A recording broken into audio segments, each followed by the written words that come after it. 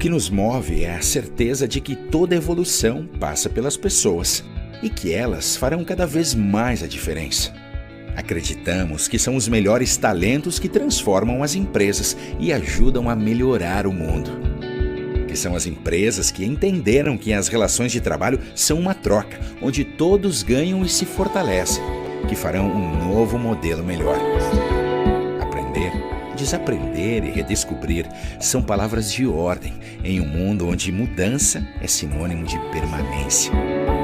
Não existem fórmulas prontas para o que virá, mas nosso papel é ser um agente de impacto na vida das pessoas, construindo um futuro onde os talentos conectados com as oportunidades certas estão no centro da transformação.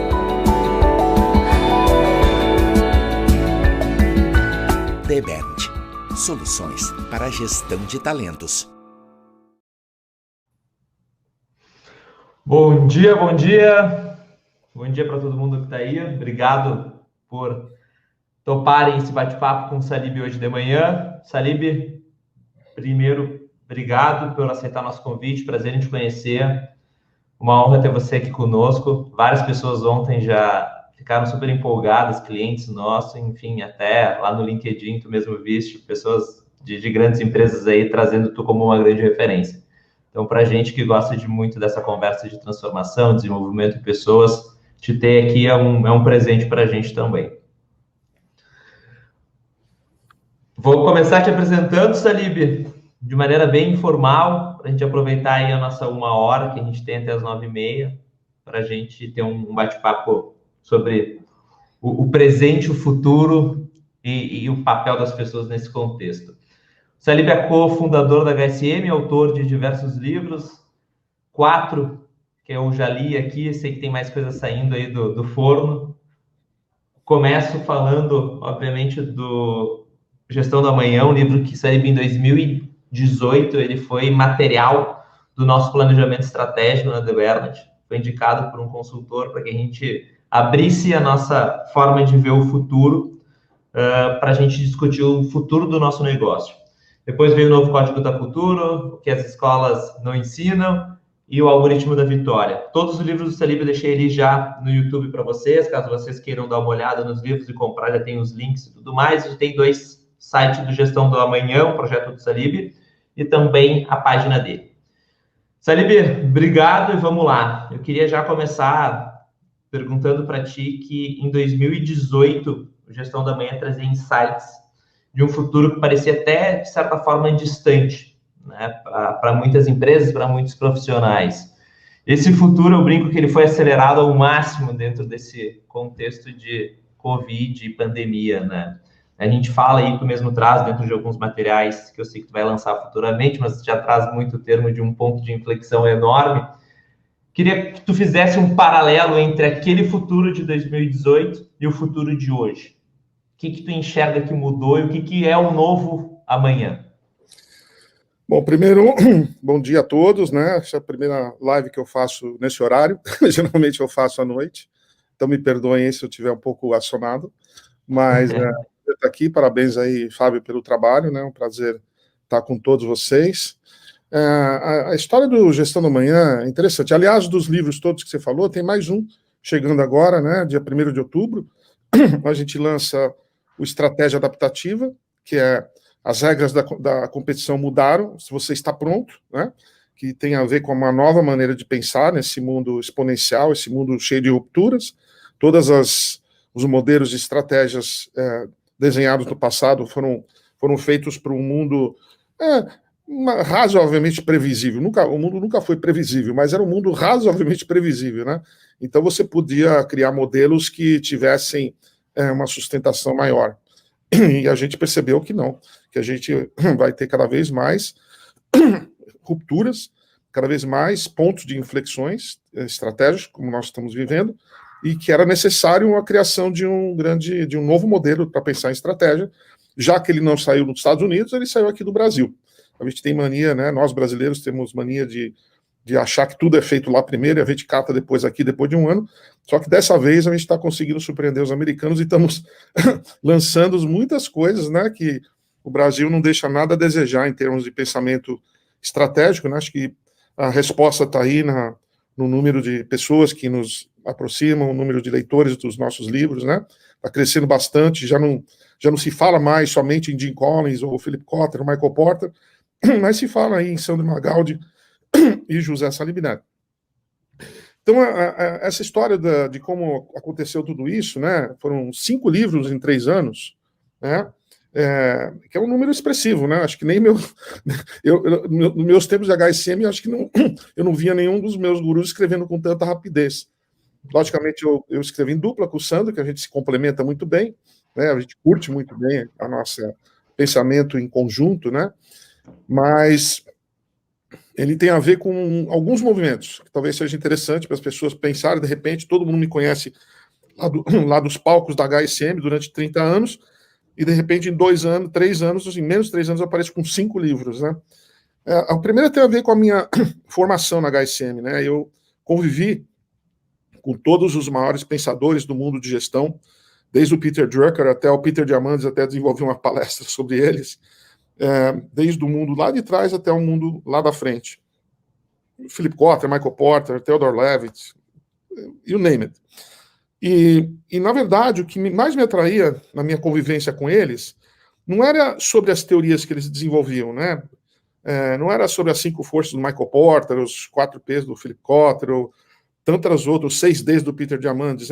Era mais estudar sobre eles mesmo. Então eu passei, na verdade, 30 anos estudando o que fazia esses caras serem o que eles são, né? O que estava por trás, porque no fundo somos todos pessoas, né? Eu sou fascinado pela performance humana, né? Que aliás é o trabalho de vocês, pela maximização da performance humana. E eu acho que toda pessoa que se maximiza por dentro, ela tem uma capacidade de produção extraordinária depois. Então, sem querer, eu me preparei para isso, né? E tanto que às vezes a gente tem que até slow down um pouco, né? Andar um pouco mais devagar para produzir coisas que as pessoas... Tem gente que fala assim que a gente escreve mais livro do que eles conseguem ver, né? Do que eles conseguem ler. Então, eu tô mais... Mas essa preparação que eu tive de entender o Peter Drucker por dentro, o Philip Kotler por dentro, Theodore Levitt, Michael Porter e tantos outros, me levou a criar essa caixa torácica aqui, que eu sou grandão também, né? Muito forte para a produção de conteúdo, né? De uma maneira diferente. A segunda questão, são 3 questões, né? A segunda questão que me levou a isso, né? Liderar esse movimento, foi quando, alguns anos atrás, meu MBA internacional lá da University of South Carolina, dos Estados Unidos, eles estavam fazendo 40 anos, né? Ainda estão em primeiro lugar no ranking International Business, e fizeram uma grande comemoração assim, de 4 dias, né? 40 anos, e está em primeiro lugar desde o primeiro dia, né? E aí a Dean, na época, me convidou para dar uma palestra de 7 minutos. 7. Era um mini TED. Eu falei, puxa vida, né? O nome dela é Hildy Tighe. Eu falei, Hildy, mas não dá para falar 18, que nem no TED, né? Eu falei, não, tem que ser 7, né? Eu falei, mas qual é o tema? Liderança. Eu falei, eu sou um cara assim que quando eu começo a falar, eu me preocupo muito, né? Não simplesmente não aparece. Eu quis começar a falar, isso era uns 5 anos atrás. Eu queria falar alguma coisa que fizesse sentido para as pessoas em 7 minutos, né? E aí eu comecei a estudar. Eu falei, mas o que eu posso falar de contribuição sobre liderança em 7 minutos? Na primeira pergunta que eu fiz para o Google, foi para Forbes. Eu falei assim, Forbes, quais são as 10 qualidades do líder, né? E a Forbes me disse as 10 qualidades do líder. Quer dizer, saber trabalhar em equipe, saber inspirar, saber capacidade de resolver problemas, saber se comunicar, né? Ter empatia com as pessoas, ser criativo. Na hora que eu olhei aquilo lá, aí eu comecei a ver a quantidade de empresas que estavam perdendo o caminho, que simplesmente se perderam nesse mundo, né? Nós estamos falando de Kodak, Nokia, Blockbuster, BlackBerry, Polaroid, a Motorola, Xerox. Pô, são ícones, né, empresariais que se perderam, né? Que algumas estão vivas, mas simplesmente deixaram de ser relevantes, né? Viraram até lugares de experimento, que nem a Motorola, alguns experimentos do Google, né? E eu falei, aí eu fiz uma comparação com aqueles CEOs, né? Porque para mim, marca é uma marca, é um brand. Mas quem toca realmente a empresa é o CEO, né? Ele que comanda. E aí eu comecei a estudar para ver se aqueles CEOs não tinham as habilidades que a Forbes dizia. E o meu achado foi incrível. Eles tinham todas aquelas habilidades. Eu falei, mas como é que é possível um CEO que tem as 10 qualidades da Forbes se perder pelo caminho, né? E aí comecei a ficar muito intrigado e eu falei, bom, deixa eu estudar agora os 10 caras que mais impactaram o mundo nos últimos anos. A maneira, inclusive, como nós vivemos, né? O presidente do Google, os 2 fundadores do Google, o Steve Jobs, o Zuckerberg, o Bill Gates, o Travis Kalanick do Uber, o Reed Hastings da Netflix, os meninos lá do Airbnb. Eu falei, deixa eu ver se esses caras têm alguma outra qualidade diferente disso aqui, né? E aí o que apareceu foi o seguinte, alguns caras não tinham aquelas 10 qualidades, inclusive se você vê questão do Steve Jobs, são caras bem tem ups and downs, né? Que às vezes sai no chicote, sai no grito, sai numa loucura, né? Mas deixa eu ver o que esses caras não têm em comum com os outros, além dessas coisas, né? E o que eles não têm em comum foi que nenhum deles pisou numa escola de negócios. Nenhum deles fez MBA, nenhum deles fez curso nem de educação executiva. Eles simplesmente não passaram pelas escolas de negócios, né? Aí aquilo começou a realmente me perturbar, entendeu? Então, de um lado você tem as qualidades do grande líder, do outro lado você tem empresas que estão dominando o mundo como nós nunca vimos, né? A Amazon aí valendo 1,5 trilhões, a Apple valendo 1,3 trilhões, a gente nunca imaginou eu nunca imaginei na minha vida que fosse ver uma empresa que valesse 1 trilhão, né? E que fosse ver o primeiro trilionário, né? O Jeff Bezos está caminhando para isso, a gente sabe disso, né?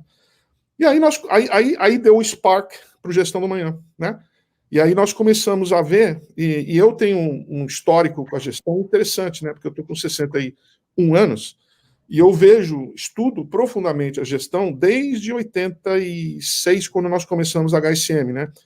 Porque eu tinha que estudar muito, porque a gente quase quebrou no primeiro evento, porque eu não entendi tanto quanto o palestrante. E eu falei, se eu não entender tanto quanto o palestrante com o que ele vai falar, a gente vai se ferrar, porque em algum lugar o palestrante vai falar uma coisa que o público não quer ouvir. Então eu tinha que estudar muito. Então eu tenho esse timeline muito forte comigo, né? Do que era importante nos anos 80, do que era importante nos anos 90, o que era importante nos anos 2000, 2010, 2020. Então eu tenho esse timeline muito claro na minha cabeça, né? E a gente viu claramente, eu como curador da HSM, já começo dos anos 2000, eu comecei a ficar meio perturbado com a falta de ideias gerenciais originais para o campo da gestão. A partir dos anos 2000, a partir da quebradeira das .com, onde todo mundo achou que as .com não eram tudo isso, mal sabiam que o mundo estava apenas começando, né? E tem gente que fala, pô, tá vendo, não era tudo isso, né?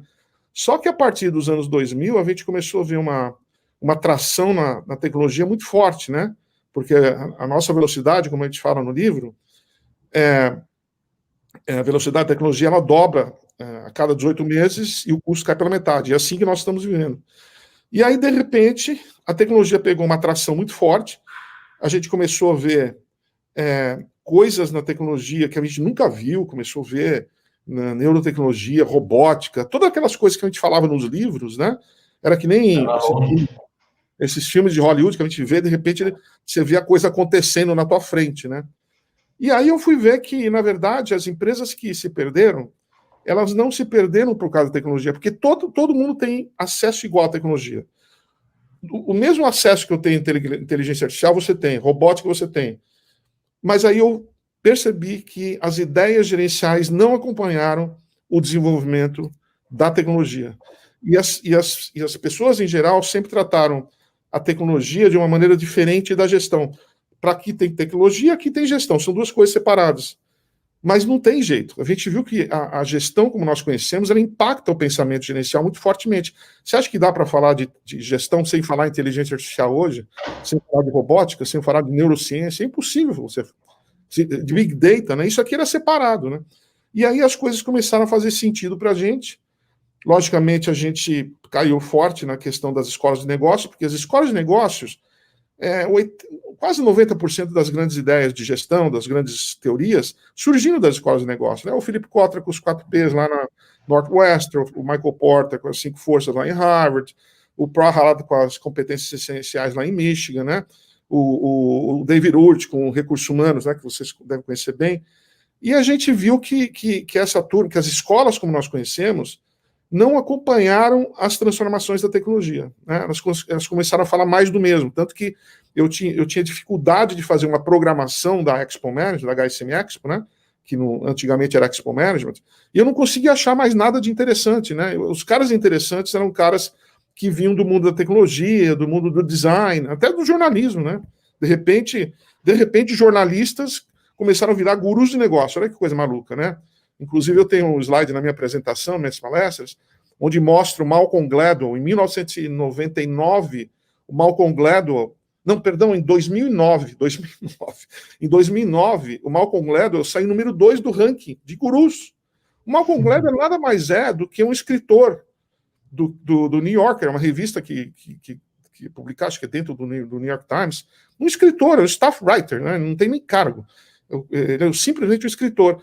E, de repente, o mundo, pelos livros que ele publica, botaram ele como número 2 do mundo de gestão. Eu falei, mas alguma coisa estranha está acontecendo aqui. Aí nós nos aprofundamos e foi exatamente que lançamos essas ideias, que não param de se desenvolver, porque por que de tanta produção literária? Porque as ideias ficaram muito velhas, então não está difícil agora produzir em cima de coisas que ficaram muito antiquadas, entendeu? Quando a coisa é muito velha, você produz rapidamente, entendeu? Não é que eu virei uma máquina de produção aqui, pô, as ideias ficaram velhas e ninguém está escrevendo, eu falei, bom, vamos embora, né? Vamos escrever nós aqui, entendeu? Então, é isso. Então, nós temos hoje, né, a gente pode entrar mais a fundo nessas teorias que nós desenvolvemos, mas a gente vive um momento, agora entrando um pouco mais na sua pergunta, um momento diferente, mas o momento que eu vejo, inclusive até o meu amigo Walter Longo falou que o novo normal é o velho normal acelerado, tá? Então é isso. Não adianta a gente achar que não é isso, porque é isso, né? Não tem nenhuma coisa do além. É o velho normal acelerado. Ponto, né? Em todos os tempos. Tanto que nós estamos aqui 8h30 da manhã falando em alta definição, super claro, sem precisar ter grandes reuniões. A gente mal se conhece, né? Então é isso, né? Então, e aí nasceram aí a gente começou a estudar tema a tema, a liderança, a estratégia, a cultura, né? Que são os 3 pilares que a gente coloca, né? O Gestão da Manhã, que é o estudo mais profundo da liderança, o Novo Código da Cultura, que é um estudo mais profundo na cultura, porque a gente viu que o grande problema das empresas, das organizações, quando eu falo organizações, eu falo empresas, escolas, governo, né? E se você não tem a cultura certa, a tecnologia não entra. A tecnologia entra de um jeito errado, ela entra, como nós chamamos, de muletas tecnológicas. Você tem tecnologia que nem a Claro, que fica me ligando aqui o dia inteiro, aqui, né, para vender seus serviços, do nada, e eles ligam primeiro um ser humano, né? Primeiro um ser humano e depois vem um robô, né? É absurdo, né? Tá aí uma empresa que não, né? E eu apelo para os amigos da Claro para parar de encher o saco das pessoas, porque ninguém aguenta mais essa ligação intrusa na vida das pessoas para fazer, mas pelo bem da própria empresa, né? Não estou criticando, não estou falando que a Claro é uma empresa ruim, só estou falando que eles não têm noção, não sabem usar a tecnologia de uma maneira correta. E por que não sabe? Porque a cultura está errada, né? Então, geralmente, as pessoas vão direto na tecnologia, mas não na cultura. E, logicamente, em estratégia, né, a gente vendo que hoje a estratégia sempre foi o foco na concorrência. Se você pegar os livros do Michael Porter, ele só fala em competition, ele só fala em rivals, competitors. E se você pegar aqueles livros lá de 700 páginas dele, a palavra cliente aparece uma vez ou duas. E a gente sabe hoje que a estratégia hoje, o foco principal é o cliente, né? Porque ele muda rapidamente, mercados mudam, é uma coisa muito mais dinâmica. Então, a maneira de pensar, ou seja, a velocidade que o mundo anda hoje, ela impactou todos os temas da gestão, principalmente, né? Legal. E, assim, novas teorias estão sendo criadas e, modéstia à parte, a gente tem contribuído aqui no Brasil para isso. E no mundo, né? Muito legal. Eu peguei alguns pontos, anotei aqui, acho que 2 pontos me chamam muita atenção. Essa questão de aprendizado. Acho que tu mesmo traz, para mim, isso é fundamental. Curiosidade, acho que esse ponto que tu traz lá do início da HSM, tu se preparar e entender tanto quanto as pessoas, enfim, acho que traz muito do teu perfil. Mas olhando todas essas transformações, eu te pergunto, como é que hoje um líder, ele consegue acompanhar toda essa transformação de um mundo VUCA, Tuna, seja como for? É que ele não perde o fio da meada nessa corrida tão exponencial e rápida.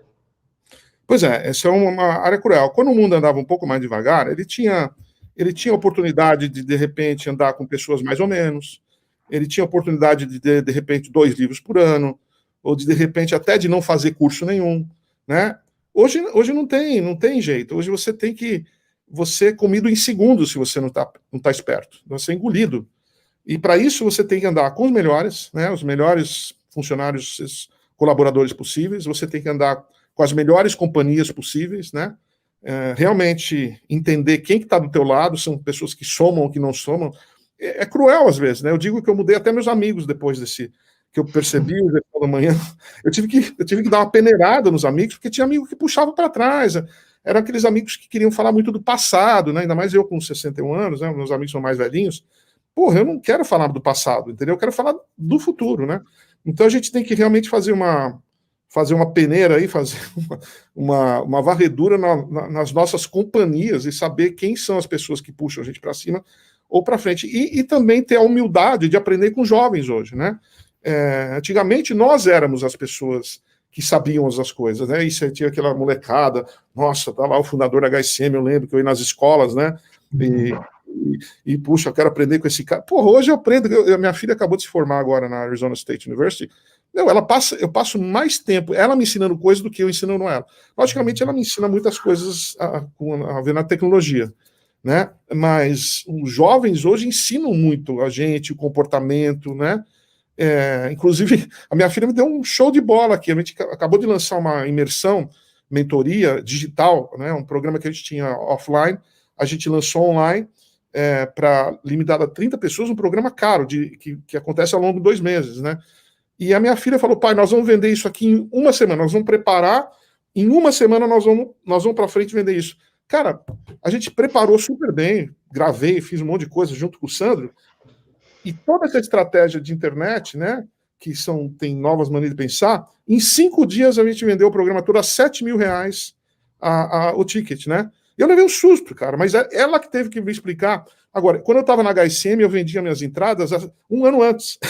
um ano antes. Eu tinha muito orgulho. Eu falei, eu vendi para o dia 7 de novembro do ano que vem. Então, a dinâmica é outra. Então, cerquem-se de jovens, porque eles têm um mindset diferente, têm a humildade para aprender com a molecada, né? Molecada esperta, né? Andem nesses centros de startups, né? Do Cubo, por exemplo, para tentar entender a dinâmica. Então, o aprendizado é feito, e logicamente, a leitura você tem que dobrar, né? Não só ler livros. E hoje nós temos muitos serviços de livros também, né? Eu tenho um chamado Blinkist, que ele te dá o resumo, os pontos principais do livro. Não é só o resumo, ele te dá, assim, os 20 pontos principais do livro em 10 minutos, entendeu? Então, não temos mais aquela pressão de pegar um livro de 400 páginas e ter que ler 300 páginas. Hoje você tem muitos serviços que você pode pegar coisas que realmente você aprende e ter uma forma mais resumida. Então, o mundo é cruel hoje no sentido de que o tempo ficou escasso e você não pode perder tempo. E quem perde tempo hoje acaba sendo engolido pelo concorrente ou por uma empresa nova que nem nasceu ainda, né? Que tem mais essa.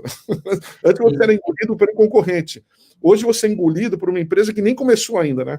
Então... Ô, Salib, mas esse ponto é fantástico, concordo 100% contigo, tanto é que dentro da Deberna a gente adota 2 comportamentos esperados, aprendizado e inquietude. Isso faz parte do DNA da empresa. A gente tem que aprender e tem que estar inquieto, entendendo por onde o mercado está indo, até porque eu tenho que entregar o que tem de mais valor para o meu cliente. E que talvez amanhã seja diferente do que foi ontem, né? Mas, Salib, como é que tu entende que a gente desperta isso nas pessoas? Porque é como se fosse um clique. muitas vezes. Acho que o Gestão do Amanhã me fez ver um mundo muito diferente. E o papel do líder hoje, sendo aquele líder que traz isso, poxa, o líder tem um papel fundamental de fazer, pessoal, o mundo mudou, as regras mudaram, mas eu tenho o líder, o CEO, e aí eu vejo muito do meu negócio. Qual que é o papel da área de pessoas, do recursos humanos, nesse contexto de enxergar o amanhã? O papel é fundamental, né? Se as pessoas não estão ligadas, não estão mostrando para você que elas estão interessadas, né? Que elas estão simplesmente lá para fazer uma carreira, né? Você que trabalha com pessoas, a gente não tem muito isso hoje em dia, né? Nós sabemos que a palavra carreira hoje está um pouco ultrapassada, né? Nós somos prestadores de serviços, como você falou no vídeo, né? Nós somos prestadores de serviço e a empresa nos contrata para isso. Essa é a carreira, né? E você sobe de acordo com a tua utilidade para a empresa, então não tem mais. Então as pessoas que têm essa mentalidade de fazer uma carreira, ficar aqui 10, 20 anos, isso não existe mais. Então a gente tem que ver muito da atitude das pessoas. Tem tudo a ver com a atitude, né? Você tem tantas empresas hoje que contratam, né, mais na atitude do que realmente na parte técnica. A própria Amazon, né? A Amazon, o principal ponto deles é a atitude. O resto é ensinável.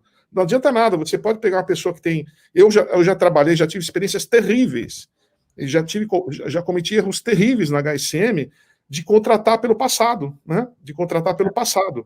E não pelo que vai ser feito, entendeu? Pô, o cara fez isso, o cara é professor daqui, o cara é escritor dali. Pô, mas isso é o passado. Mas a cabeça do cara naquele momento parou. Então a gente tem que ter essa capacidade de ver a ansiedade dessas pessoas com o futuro, com o aprendizado, perguntar. A primeira pergunta que você tem que fazer numa entrevista hoje, fala assim, me diz o que você leu nos últimos 12 meses. O que você leu nos últimos 12 meses? Até a maneira de entrevistar hoje está diferente, né? Você pega a maneira do Elon Musk entrevistar, cara, você não tem ideia.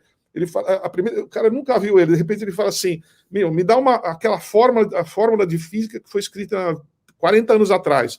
Porra, por quê? Porque o negócio dele é resolver problema. É a qualidade número 1 que o Elon Musk pega para trabalhar na Tesla, e a Tesla nos surpreende todos os dias, é resolver problema, entendeu? Então, assim, essas qualidades que a gente tem que estar feita. A gente não pode mais se impressionar pelo passado. A gente vê o que a pessoa tem capacidade de resolver agora.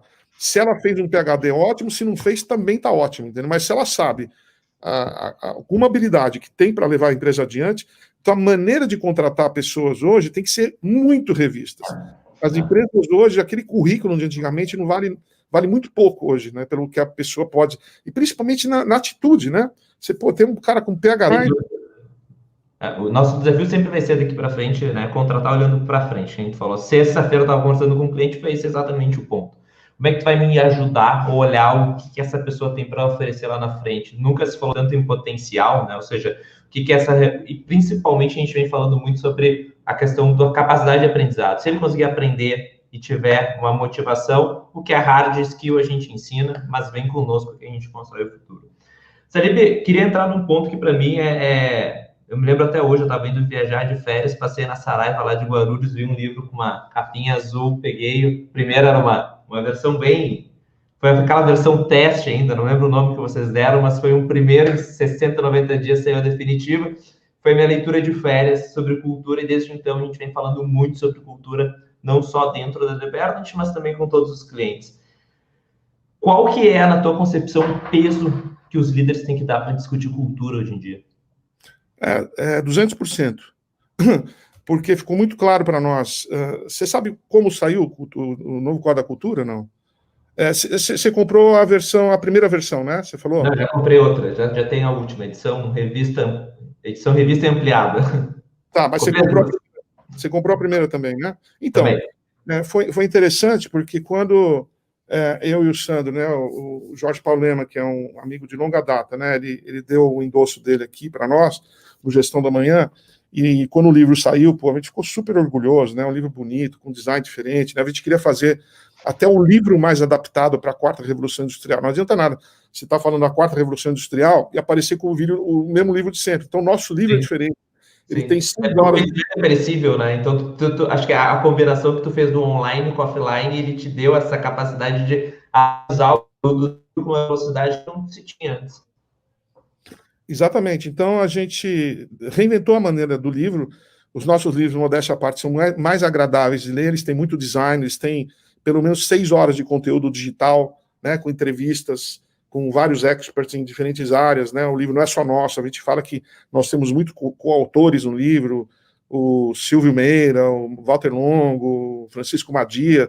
A gente bota o conhecimento. A gente não, na verdade, a gente não tem aquela coisa de ser proprietário do conhecimento. Nós somos facilitadores do conhecimento, né? Não tem aquela coisa, eu que fiz isso, eu que fiz aquilo. Senão eu mesmo fazia o livro sozinho, entendeu? Então não tem essa necessidade de propriedade. E a gente, quando foi entregar o livro para o Jorge Paulo Lemann, ele falou: Salib e Sandro, parabéns, vocês estão de parabéns, o livro é do cacete, totalmente alinhado com o mundo de hoje, só que aqui no meu grupo, quando ele fala o meu grupo, ele está falando da Ambev, da Embev, da Kraft Heinz, da 3G Capital, do Burger King. Ele falou: nós não fazemos absolutamente nada disso e eu estou preocupado, nós ficamos para trás. Cara, ele falou: o que eu devo fazer, né? Eu falei: pô, levei um susto, fui lá para entregar um livro para um dos maiores empresários do mundo e o cara me pergunta o que ele deve fazer com a empresa dele, né? E inicialmente eu respondi umas 4 coisas, né, que eu tinha de ideias. Ele falou: já vi, já fui na Singularity, já fui na Ideal, já fui isso, já fui naquilo. Eu falei: Jorge, então dá um mês para a gente vai querer dar esse presente para você. A gente vai fazer uma auditoria no teu grupo, com um olhar diferente, para ver o que aconteceu, para ver se a gente pode falar de alguma coisa. E quando a gente começou a falar com pessoas, principalmente com pessoas que estavam na Ambev, mas que tinham saído por conta própria, porque na Ambev é muito difícil alguém entrar e sair por conta própria, porque quanto mais tempo você fica lá, é a única empresa brasileira que você entra e sai rico, né? Você entra como trainee e sai rico, né? E as pessoas estavam começando a ir embora, né? E aquilo não chamou muita atenção, sabe? Pessoas abandonando o barco no meio por não acreditar mais nisso. E quando a gente começou a conversar com essas pessoas, a gente viu que a frustração é muito grande. Fala assim, a turma não entendeu o novo momento, né? Eles focam demasiadamente em custos, em eficiência ao extremo, né? E a gente percebeu que o mundo hoje ele é meio caótico na sua andança, né? A gente está vivendo sempre em beta. Ninguém tem... Quando você lança um produto hoje digital, você já lança ele imperfeito. No mundo antigamente, imagine se você lançava alguma coisa que não era perfeito, né? E hoje a gente sabe que ele vai se desenvolvendo. Você tem que lançar, às vezes, um produto meia boca, né, para lançar, e depois você vai aperfeiçoando. E a gente viu que... Se não tiver vergonha, errado. Oi? Se não tiver vergonha da primeira versão, alguma coisa deu errado, né? Exatamente. Né? E a gente percebeu e eu entrevistei o Jorge Paulo durante a minha estada na HSM 2 vezes, né? E ele tinha muito orgulho dos princípios e da cultura dele. 70% da conversa de gestão com o Jorge Paulo era em cima dos princípios e da cultura da Ambev. E a gente percebeu que a cultura hoje, excessivamente focada em custos, eficiência, meritocracia ao extremo, onde as pessoas competem uma com as outras, né? Quando você tem meritocracia ao extremo, todo mundo se mata para ver quem é o melhor, entendeu? Sendo que a gente sabe que no mundo de hoje você tem que ser colaborativo, né? Não tem jeito. Ou vocês andam juntos, ou as pessoas andam juntas, ou andam juntas. Não tem mais aquela coisa, né? Porque o mundo ficou muito cruel. Então, todo esse sistema que ele criou, e a gente percebeu que tinha a ver com a cultura dele. A cultura dele que era baseada nos 18 princípios dele. E nos 18 princípios, né? De novo, voltando para o livro do Michael Porter, a palavra cliente não aparece nos 18 princípios, né? E a palavra inovação aparece uma única vez dizendo assim, inovação é importante, mas mais importante que inovação é copiar o que já está feito. Cara, se você não inova hoje, e aí nós tivemos que esfregar esses princípios que ele criou com tanto carinho com os sócios dele, que ele ficou 2 horas, ele não fala muito, né? Ele botou a mão no queixo aqui, ficou 2 horas ouvindo a gente, assim, e falou: entendi, né? Entendi. E aí, até na minha palestra, ele mandou uma foto um dia, né? Mandou uma foto, ele segurando o livro aqui e apontando para o livro, né? Dizendo que a cultura, e por incrível que pareça, ele colocou como uma transformação cultural da Ambev, do grupo deles, como fundamental, como prioridade.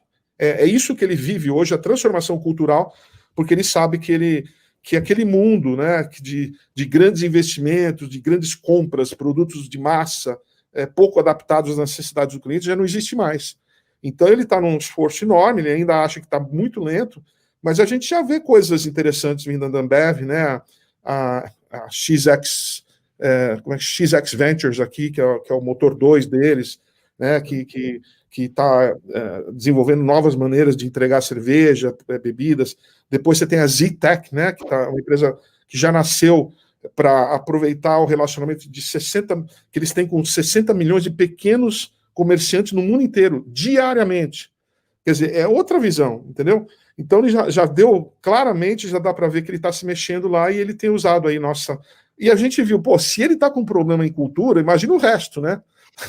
Porque, pô, o Jorge Paulo, com 81, porra, trabalha 18 horas por dia. A turma dele, pô, tudo cara formado em Harvard, MIT. Quando você entra na empresa, cara, eu não sei se você entrou na Ambev, mas pô, você anda até devagar lá, porque a turma lá é tudo Northwestern, né, Harvard, não sei o quê, a turma muito preparada. E a gente percebeu que, porra, que os caras estão tão fissurados no modelo de negócios dele, que não foi mudado com o tempo, que os caras se perderam, né? E aí a gente viu o resultado, tanto que a Kraft Heinz é um desastre, né? Foi um desastre, porque ela foi comprada com a mesma filosofia, com o mesmo mindset que foi comprada a Brahma, a Anheuser-Busch e todas elas, entendeu? Ou seja, produtos de massa, né? Com grande escala, entrar por dentro, cortar custo de tudo quanto é lado. Quando ele viu, os produtos dele não estavam sendo vendidos. Os clientes estavam comprando outros produtos mais personalizados. Ninguém quer comprar produto de massa hoje.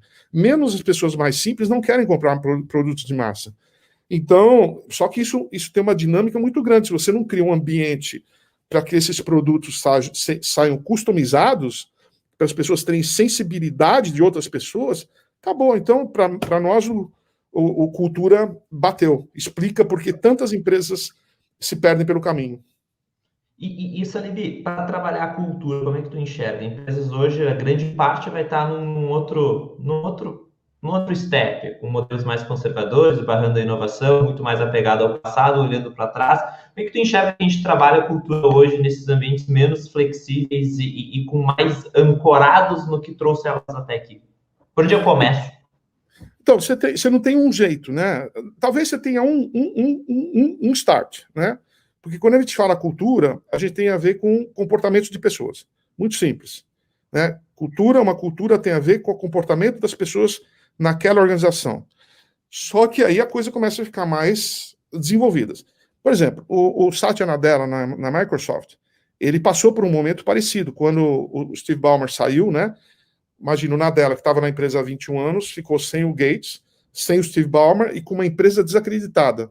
A primeira coisa que ele atacou foi a cultura. E ele usou um simples livro, aquele livro que todo mundo já ouviu falar, da Carol Dweck, que chama Mindset, para dividir as pessoas em mindset fixo, que são aquelas pessoas que querem fazer a mesma coisa durante muito tempo, não querem mudar, e aquelas pessoas de mindset de crescimento. Lembra da pessoa com um passado sofisticado e tal, mas a hora que você vai ver a capacidade do cara de aprender a aceitar coisas novas, não entra. Então, eu acho que a melhor maneira, se você quer usar um instrumento para isso, você usa o mindset, né, para ver se a pessoa tem um mindset de crescimento ou mindset fixo. E a partir daí você começa a desenvolver a sua nova cultura. Mas para isso você tem que entender qual é a tua cultura atual, né? Então, se é uma cultura focada em custos, é uma cultura focada em relacionamento, é uma cultura focada em inovação, você tem que saber, antes de mudar a tua cultura, você tem que saber qual é a cultura prevalecente, porque, por incrível que pareça, grande parte das empresas brasileiras não sabe nem o que é isso, né? Que é um outro problema, entendeu? Então a gente viu claramente. Agora, você tem diferentes maneiras, você tem a Microsoft conseguiu mudar com esse conceito, você tem a Disney, que não conseguia mudar internamente de jeito nenhum. O que eles tiveram que fazer? Comprar a Pixar, né? Eles compraram a cultura da Pixar para botar na Disney, né? Mas não é para fazer a Disney virar Pixar, é para fazer a Disney virar mais Disney ainda, né? Tanto que eles vieram com os mesmos filmes, né? Rei Leão, Aladdin, mas de uma outra forma, com uma nova cultura, né? E você tem empresas que mudam a sua área de atuação para mudar a cultura da empresa. Foi o que a Best Buy fez, né? Eles eram uma empresa varejista e viraram uma empresa de educação. E aí com mindset de educação. Então você tem diferentes caminhos para mudar, mas você tem aí um guideline que tem a ver com o tipo de pessoa, com o tipo de comportamentos, como é que você quer chegar lá, sistemas de remuneração, né, que é muito importante. A gente vive na era da inovação hoje, e as inovações precisam ser premiadas. Só que nas empresas, as pessoas só são premiadas por atingir metas trimestrais, né? E não por criar uma inovação que vai levar a empresa adiante daqui a 2, 3 anos. Então, a maneira de recompensar as pessoas é diferente hoje. Então, você tem aí na tua área, você vai ter muito o que fazer. Muito. Mara. Talib, essa questão da cultura, tu acha que tem um momento em que a empresa também tem um clique e entende que a cultura ela é importante de ser trabalhada? Porque às vezes eu fico na dúvida se não é um efeito manada. Hoje a gente discute cultura, de repente entra lá alguém, quer mudar a cultura. Em que momento tu acha que a empresa tem que perceber que é hora dessa transformação? Olha, a gente no nosso livro, não estou aqui para promover nada, né? A gente no nosso livro aqui deu um guideline, né? Falei assim, por onde eu começo? Quais são os elementos importantes para a transformação do mundo onde nós vivemos? Porque o mundo antigo, ele permitia que você tivesse, por exemplo, uma estratégia em você oferecer o preço mais barato possível, entendeu? Só que hoje, se você não oferece o preço mais barato, mais focado no cliente, não tem jeito, né? A gente vive na era do foco no cliente. As pessoas hoje não são bobas.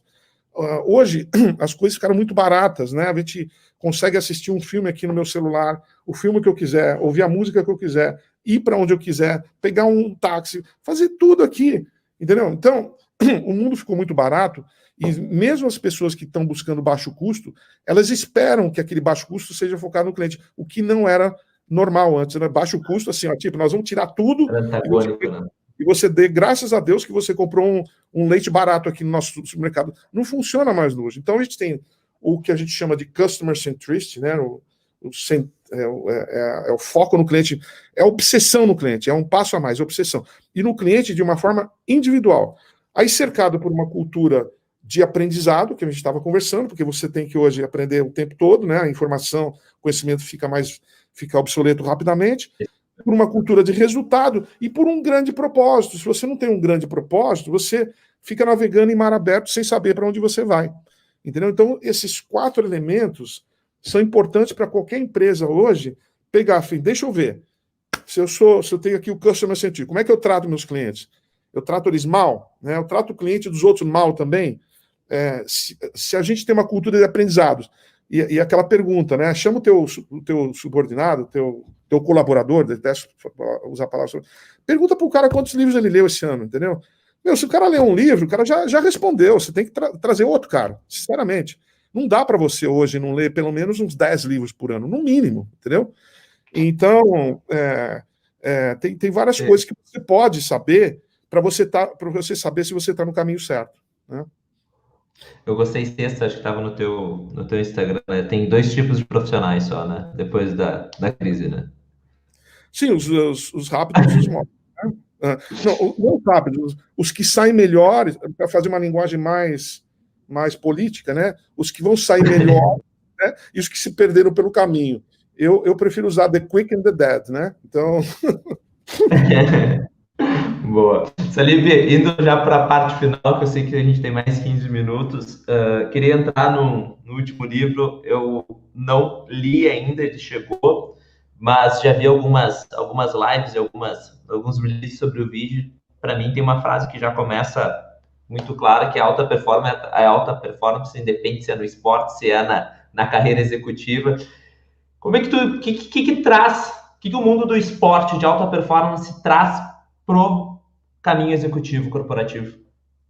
Olha, como o próprio Jorge Paulo falou isso, né, no depoimento dele, né, ele tem sido muito generoso e nos deixa muito com um peso de responsabilidade muito grande, né? Porque quando você tem um cara como ele endossando todos os seus livros, você fala assim, cara, só vou ter que produzir alguma coisa melhor, porque para você acabar com a tua carreira é só escrever um livro pior do que aquele que você mandou antes, entendeu? Então a gente está tomando muito cuidado, né? E ele fala que alta performance, ele vem do mundo do esporte que nem eu, e na verdade você tem nas empresas um grupo de pessoas que correm atrás de um objetivo, né? Que é o resultado, que é o lucro, que é a satisfação dos clientes, E no esporte você tem o objetivo como um todo, uma vitória, né? E você faz isso através de pessoas. E você faz isso através de um líder, né? Que é o CEO. Então você tem o CEO de um lado da empresa e você tem o técnico, né? O coach do outro lado, né? Existem muitas similaridades, né? Você tem aí o que a gente chama as etapas do algoritmo, né? Porque a gente nomeou o algoritmo porque a gente fala que o algoritmo é uma coisa que não é estática, ele se move.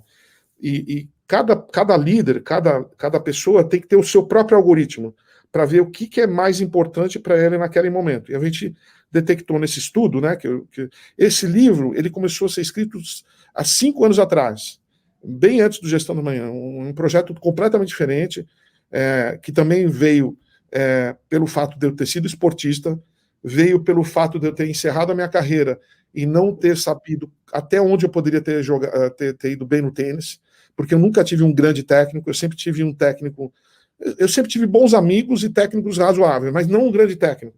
Então essa pergunta andou comigo pro resto da vida. E as pessoas subestimam o poder do líder, do coach, da pessoa que vai te desenvolver. E se as empresas não tiverem esse mindset de desenvolver a pessoa que está trabalhando junto com você, mais novo, as empresas não chegam a lugar nenhum. Você não pode, porque as pessoas não são estáticas. As pessoas se movem, para isso você tem que desenvolver pessoas, que no fundo é isso que os técnicos fazem, né? Então a gente coloca lá a formação, a parte mental, que nas empresas ninguém trabalha, a comunicação, que também, segundo Peter Drucker, 65% dos problemas das empresas são por falha de comunicação. Você tem como você criar uma equipe escaladora, você tem a estratégia, se você está com a estratégia certa, se você tem aprendizado, que a gente acabou de falar. Esses grandes técnicos são caras que não param de aprender, eles são máquinas de aprender, né? Se você tem um ambiente de crescimento, não um ambiente que te puxa para trás.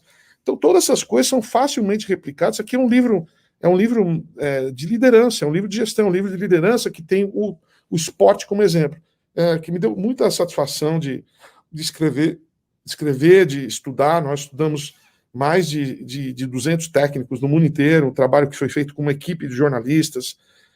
Foi a pesquisa que eu digo que são pesquisas que o próprio Jim Collins usava bastante, né? Ele escreve um livro a cada 5 anos, com uma equipe grande de pesquisadores, né, com dados, e esse livro, O Algoritmo da Vitória, foi escrito com isso em mente, né? Um livro muito legal, que tira aquela coisa, né? Porque a gente, no mundo empresarial, às vezes a gente cansa um pouco de ver aqueles livros de gestão, falando das mesmas coisas. Pô, é legal você aprender com alguma coisa fora, né? E esse livro é perfeito, né? Tanto que os caras que endossam aqui são espetaculares, o técnico do Michael Phelps, né? O Jorge Paulo Lemann, a Hortência, né? O Philip Kotler, enfim, caras que reconheceram o trabalho. Eu ouvi esses dias tu comentando numa live um ponto que eu gostei muito, que a pergunta que tu faria para a pessoa hoje contratar está muito ligada a essa questão da performance do esporte, né?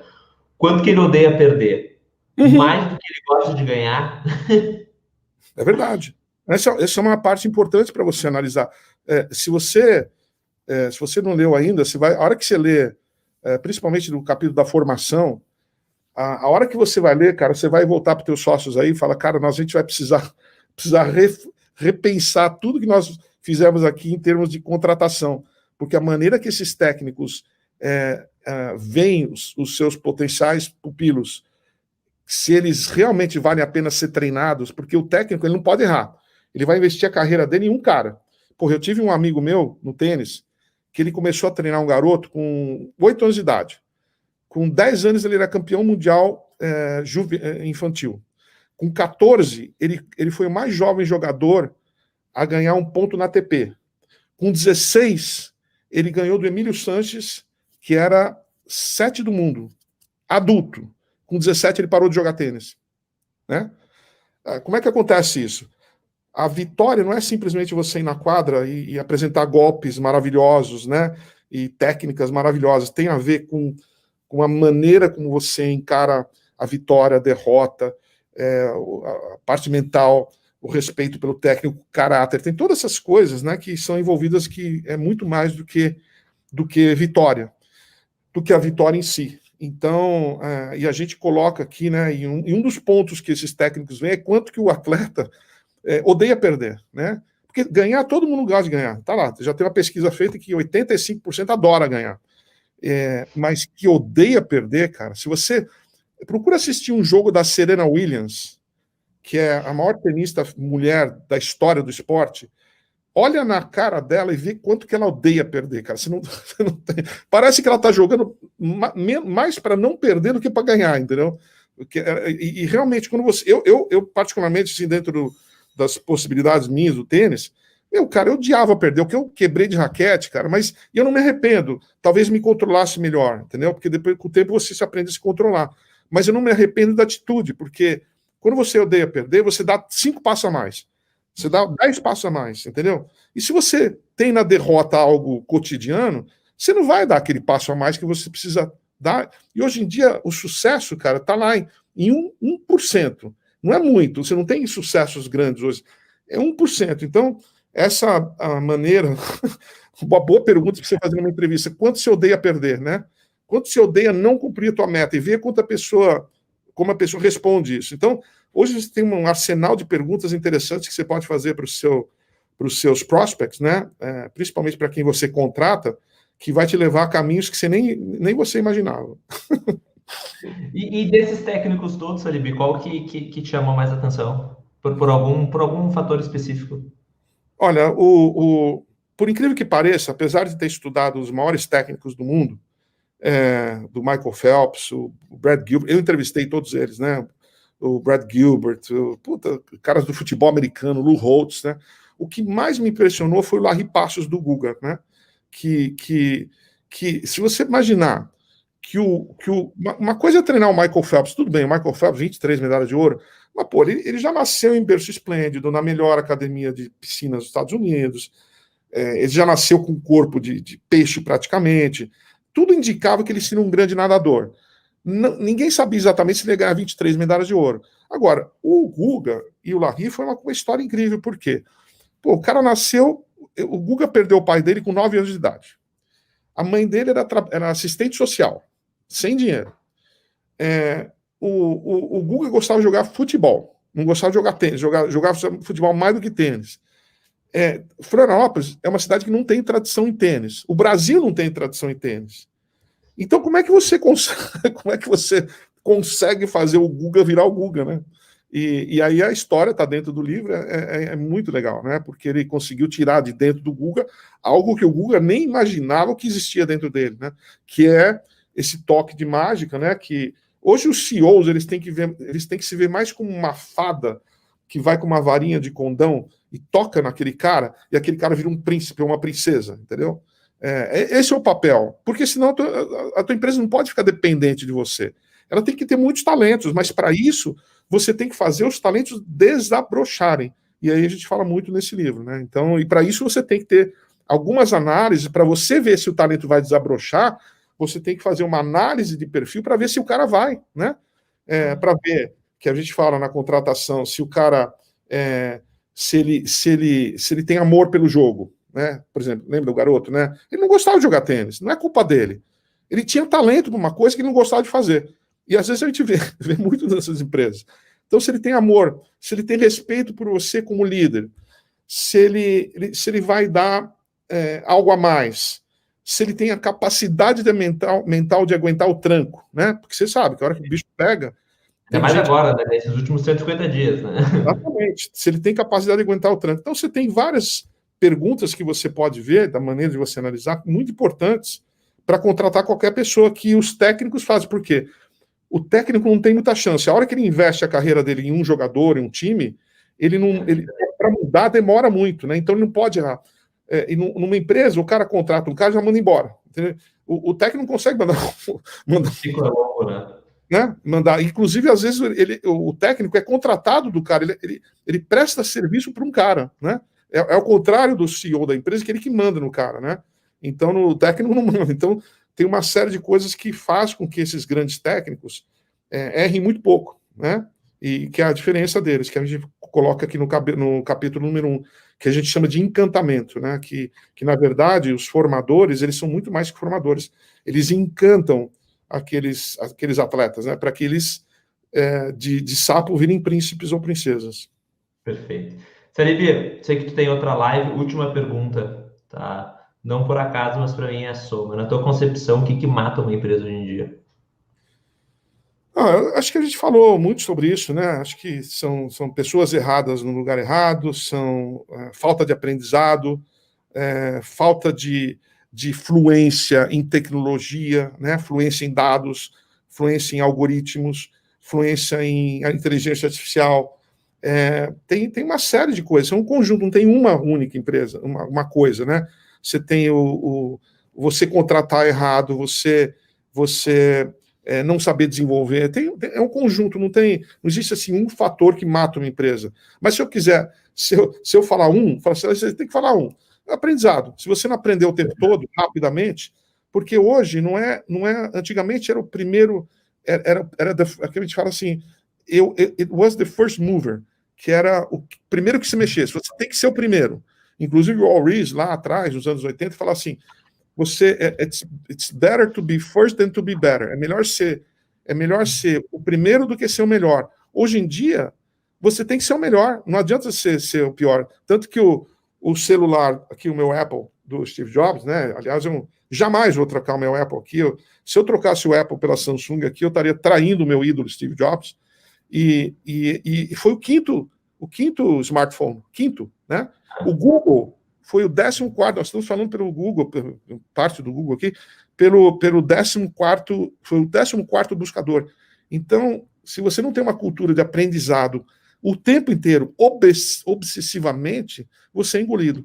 Mas, no geral, é o conjunto.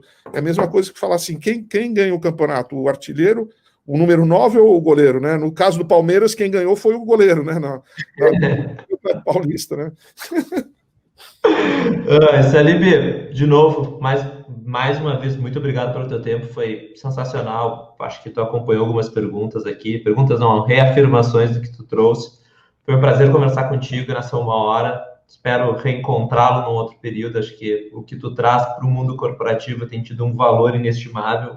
Não foi nenhum nem dois executivos, empresas que trouxeram as fotos, principalmente aqueles que não puderam participar, pediram para depois assistir. Sim, com certeza. Mas acho fica aqui meu agradecimento. Você perguntou se eu poderia deixar gravado no YouTube, eu acho que eu passei no teste, né? Acho que dá para deixar, né?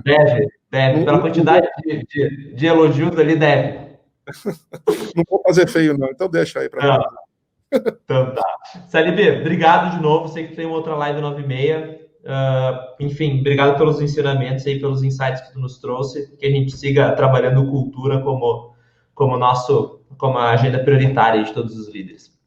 Eu que agradeço. Um grande abraço a todos. Um abraço aí para todos que acordaram cedo para me ver. Me sinto muito honrado com a presença de vocês. E qualquer coisa, estamos aí nas redes todas, né? Tem meu site, jsalib.com.br. Eu e o Sandro lançamos uma imersão digital, imersão mentoria limitada a 35 participantes. Isso aí vendeu em 5 dias aqui. Minha filha me deu um banho de marketing com seus 23 anos.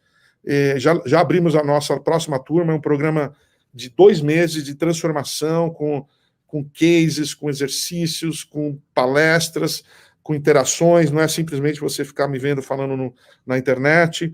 Programa muito legal. Nós estamos abrindo uma nova turma, porque o programa é limitado a 35 pessoas, tem mentoria também, é muito bacana. Então, quem tiver interesse, entre nas redes aí, me contate também no LinkedIn, essas coisas todas. Tá tudo ali embaixo. Deixei tudo ali embaixo, ali no YouTube, vocês podem clicar e acessar já esses links.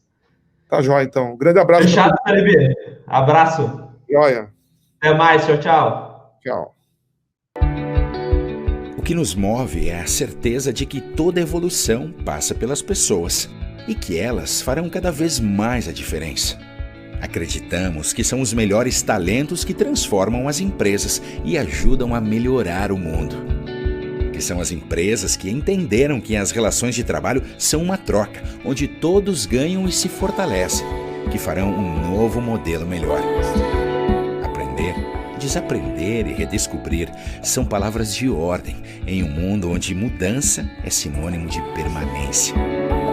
Não existem fórmulas prontas para o que virá, mas nosso papel é ser um agente de impacto na vida das pessoas, construindo um futuro onde os talentos conectados com as oportunidades certas estão no centro da transformação.